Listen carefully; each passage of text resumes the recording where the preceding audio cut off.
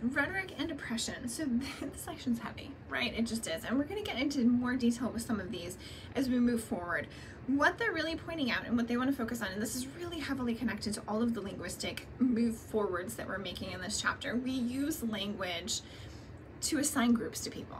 We do. And we do it for positive reasons, we do it for negative reasons, we do it for all of the above, we do it for stuff that's in the middle, we do it to feel safe, we do it to feel connected to people. So there are lots and lots and lots of reasons that have a lot to do with it. If we go like Maslow's higher order needs, we have basic human needs that need to be met, and so we do this.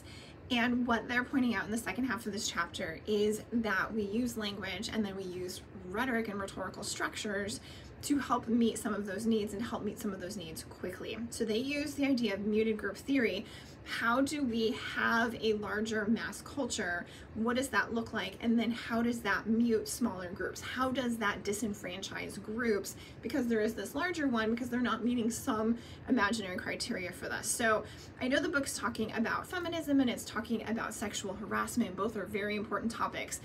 Let's start in this video with something a little bit more basic, a little bit more simple.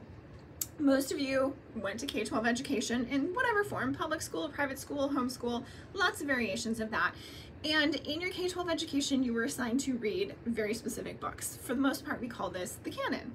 These are the books that you're supposed to read to be an educated American graduating with a 12th grade degree here in the United States.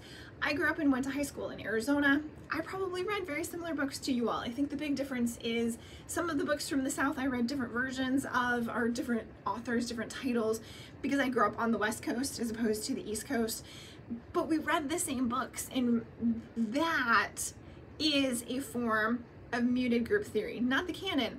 Everything that's not read, everything that students are not exposed to, or everything that we say is not good literature because it doesn't fall into that canon. So I can tell you I've had this happen over and over and over. I tell people that I'm an English professor and they're like, oh, well, I don't like to read Dickens, you know, so don't judge me. I'm like, neither do I, so you're fine. I don't teach literature, so whatever. But that's the initial response, where it's white male author in a very specific group, and I just don't like it because it was forced on me before I was old enough to understand what was going on and to make connections to it and all of these other things.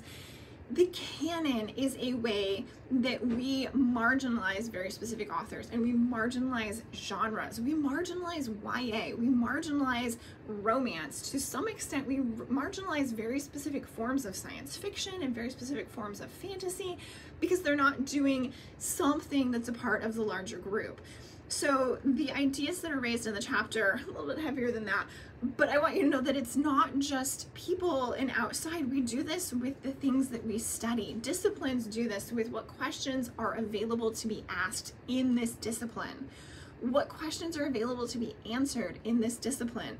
So studying something like rhetoric and composition, 20 years ago, asking questions about digital writing took an entirely different form than when I ask the questions today. 20 years ago, studying social media was cutting edge and it was brand new. And I think I've said this before, I wrote my master's thesis about MySpace and then MySpace died. That was, you know, it was shaped in a very specific way, but it was also not taken as seriously. It was not understood as well. Where today we're like, if you're not writing digitally, are you even writing?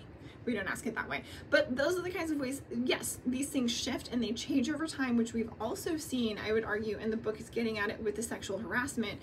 What Anita Hill went through was a different experience than what we saw more recently when Kavanaugh was being nominated for the Supreme Court. And it's very different than what we're seeing going on with the Me Too movement digitally, because things have changed and our understanding of sexual harassment has changed. But they're also pointing out that prior to that, we didn't have clear definitions. We didn't have ways of talking about this. We didn't talk about this.